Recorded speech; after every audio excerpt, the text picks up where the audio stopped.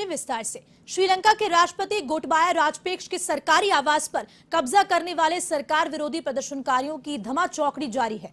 रविवार को प्रदर्शनकारियों ने एक नकली कैबिनेट बैठक की और बैठक के दौरान उन्होंने अंतर्राष्ट्रीय मुद्रा कोष के साथ देश के आर्थिक संकट पर चर्चा भी की। इसके अलावा मॉक कैबिनेट बैठक में प्रदर्शनकारियों ने प्रधानमंत्री रानिल विक्रमसिंघे के घर पर हुए आगजनी पर चर्चा की। आईएमएफ के साथ मॉक मीटिंग में प्रदर्शनकारियों ने एक विदेशी युवक को भी शामिल कर लिया। आपको बता दें कि विदेशी युवक प्रदर्शनकारियों के कब्जे के बाद राष्ट्रपति भवन में घूमने गया था। बता दें कि राष्ट्रपति भवन पर प्रदर्शनकारियों के कब्जे के बाद गोटबाया के बेडरूम, स्विमिंग पूल, जिम में घुसने और मस्ती करते देखा गया। गौरतलब है कि प्रदर्शनकारियों के हिंसक होने के बाद राष्ट्रपति गोटबाया राजपक्षे अपने आधिकारिक आवास से भाग निकले थे। वे कहां गए हैं, इसकी कोई जानकारी अब तक सामने नहीं आ पाई है। आशंका जताई जा रही है कि 73 साल के गोटबाया राजपक्षे अभूतपूर्व आर्थिक संकट को लेकर जनता के भारी आक्रोश के कारण परिवार समेत अंडरग्राउंड हो गए हैं। हालांकि गोटबाया राजपक्षे की ओर से संसद के अध्यक्ष महिंद्रा यापा अभयवर्धने को एक अज्ञात स्थान से सूचना दी गई है कि वे 13 जुलाई यानी कि बुधवार को राष्ट्रपति पद से इस्तीफा दे देंगे।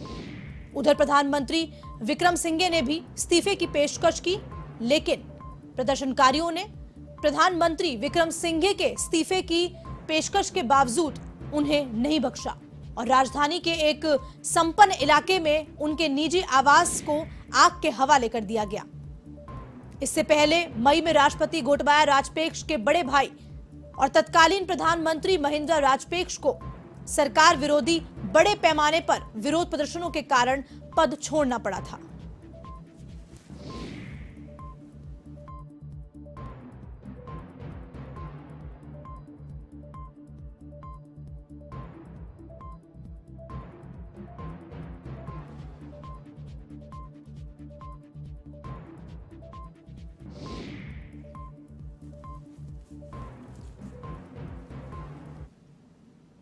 इस खबर पर अधिक जानकारी के लिए हमारे साथ वरिष्ठ पत्रकार जुड़ चुके हैं, नीरज मेहरा जी। नीरज जी, बताएं कि जिस तरह से ये श्रीलंका में आर्थिक संकट और राजनीतिक संकट भी आ गया, इस पे आपकी प्रतिक्रिया। देखिए, जिस तरह के हालात श्रीलंका के देखने को मिले हैं वाकई बहुत ही खतरनाक है। और जिस तरह का आर्थिक संकट वहां गहरा है और आर्थिक संकट के बाद में जो स्थानीय लोगों के आक्रोश का सामना वहां करना पड़ा है, लोगों ने राष्ट्रपति भवन पर कब्जा कर लिया और राष्ट्रपति को अपना आवास छोड़कर भागना पड़ा और प्रधानमंत्री को इस्तीफा देना पड़ा। और उसके बाद के हालात आप देख सकते हैं, लाखों की संख्या में लोगों ने राष्ट्रपति भवन पर कब्जा कर लिया। जाहिर सी बात है कि जब जब देश में इस तरह के हालात उत्पन्न होते हैं तो इसके लिए कहीं न कहीं जो मौजूदा सरकारें हैं वही जिम्मेदार होती है और श्रीलंका की सरकार की इस आर्थिक स्थिति के लिए भी वहीं की सरकार जिम्मेदार है।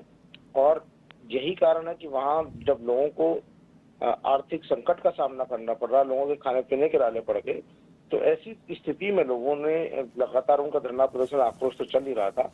लेकिन 2 दिन पहले जो प्रदर्शनकारी है उन्होंने राष्ट्रपति भवन पर कब्जा कर लिया और 3 दिन वहां पे प्रदर्शनकारियों का ही शासन रहने वाला है। ऐसा माना जा रहा है कि लोगों ने राष्ट्रपति भवन के तमाम जो निजी सुख सुविधाएं थी उनका खूब आनंद लिया है। लोग स्विमिंग पूल में नहा रहे हैं, उनके बेड पर सो रहे हैं, वहां पर जो भी उनको अच्छा लग रहा है वो तमाम चीजें कर रहे हैं। लेकिन क्या देखिए, इस संकट के बीच में, क्योंकि अभी तक कोई ऐसा नेतृत्व सामने नहीं आया जो उस पूरे घटनाक्रम को कंट्रोल कर ले। अब भीड़ अनियंत्रित है। ऐसी स्थिति में माना जा रहा है कि 13 तारीख को जब राष्ट्रपति इस्तीफा देंगे, हालांकि जब छोड़कर जा चुके हैं तो उनका इस्तीफा वैसे ही हो जाना चाहिए था, लेकिन आधिकारिक रूप से 13 तारीख को इस्तीफा देंगे। प्रधानमंत्री ने इस्तीफा दे दिया लेकिन वो स्वीकार करने वाला ही कोई नहीं है। सेना ने थोड़ा जरूर कंट्रोल कर रखा है।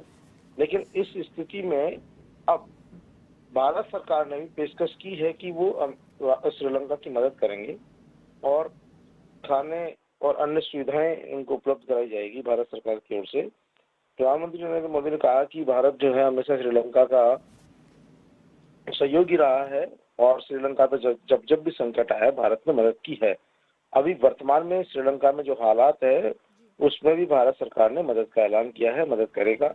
और लेकिन देखिए सबसे बड़ी बात यह है हर्षिता, क्योंकि जब जब सरकारें फ्री में योजनाएं लागू करती है, फ्री सुविधाएं, फ्री में जब भी जो सरकारें चुनावों के दौरान फ्री वाली बातें करती है, तब इस तरह का आर्थिक संकट आता है, क्योंकि लोगों को फ्री खाने की, फ्री लेने की आदतें पड़ जाती है। और श्रीलंका में यही कारण है कि जब जब भी चुनाव हुए तो सरकारों ने, राजनीतिक पार्टियों ने लोगों को एक के बाद एक फ्री रियायतें देने की घोषणाएं की, और जिसके हालात ये कि वहाँ पे आर्थिक संकट के हालात पैदा हो गए, राजनीतिक संकट पैदा हो गया, और आज लोगों के पास खाने के लिए नहीं है। लोगों के पास पैसा है लेकिन खाने के लिए नहीं है। तो ऐसी स्थितियों का सामना जब करना पड़ता है तो देश में इस तरह के हालात देखने को मिलते हैं, और ये बहुत ही भयावह स्थिति है। और अब देखिए दूसरे देशों को भी इसकी, श्रीलंका की मदद करनी पड़ेगी। और अब जो वहाँ के जो दूसरे राजनीतिक दल है उनको पहल करके इस पर थोड़ा नियंत्रण करने की जरूरत है, क्योंकि देखिए अगर ऐसे भीड़ तंत्र रहा तो फिर इसका कोई अंत नहीं होगा। लेकिन क्योंकि माना जा रहा है कि जो विपक्षी दल है, जो प्रदर्शनकारियों की जो राजनीतिक पार्टियां हैं, वो अब इस मामले में की कमान संभालेगी, और आने वाले 2-4 दिन में यहाँ पर जो है एक बार फिर से हालात सामान्य होने की उम्मीद की जा रही है। लेकिन पहले इंतजार किया जा रहा है बुधवार तक का, जब राष्ट्रपति का इस्तीफा हो जाएगा आधिकारिक रूप से, और फिर वहां पर कमान कौन संभालता है, ये बड़ा यक्ष प्रश्न है। और क्योंकि देखिए भारत सरकार भी अगर मदद करेगी, जब तक श्रीलंका से कोई आधिकारिक रूप से मदद लेने वाला नहीं होगा तो किसको मदद करेगी? या दूसरे देशी श्रीलंका की मदद करना चाहते हैं तो किसको मदद करेंगे? ऐसा तो है नहीं कि वहां पर राशन फेंक दिया जाए और लोग लूट टूट के खाएं उसको। तो ये तमाम स्थितियां कल के बाद स्पष्ट होगी। लेकिन जो हालात आपने और हमने सबने देखा, जिस तरह के वीडियो वायरल हुए हैं, जिस तरह की फोटो वायरल हुई है, वो वाकई में चौंकाने वाले हैं। और सरकार जो सरकारें हैं, कहीं भी किसी भी प्रदेश की हो या देश की हो, उनको भी सोचना होगा कि कभी भी तानाशाही या आर्थिक जब संकट होता है या फ्री देने की बातें जब होती है, तब इस तरह के हालात का सामना करना पड़ता है। और जब सरकार तानाशाही बरतती है तो जनता इस तरह से ही जो है उनको उखाड़ फेंकती है, और फिर शासन को छोड़कर भागना पड़ता है, जान बचाने के लारे पड़ जाते हैं। अब आप सोच सकते हैं कि राष्ट्रपति का पूरा परिवार अंडरग्राउंड है, पता नहीं किस जगह है, किस हालात में है। ये स्थितियों का सामना करना पड़ा। जो सबसे शक्तिशाली व्यक्ति था, जिसने लंबे समय तक राज किया, जिस परिवार का राज रहा है, आज अपनी जान बचाता फिर रहा है। तो ये हालात तभी होते हैं जब आपकी तानाशाही, आपकी हिटलरशाही बहुत ज्यादा बढ़ जाती है, और जनता का आक्रोश जब परवान पर चढ़ता है तो जनता सब कुछ मटिया मेट कर देती है। हर्षदा जी, नीरज जी, तमाम प्रतिक्रिया देने के लिए आपका बहुत बहुत धन्यवाद। तो ये हमारे साथ थे वरिष्ठ संवाददाता नीरज जी, जिन्होंने बताया कि श्रीलंका में किस तरह के आर्थिक और राजनीतिक संकट, इसके किस तरह से उन्हें आर्थिक और राजनीतिक संकट चल रहा है।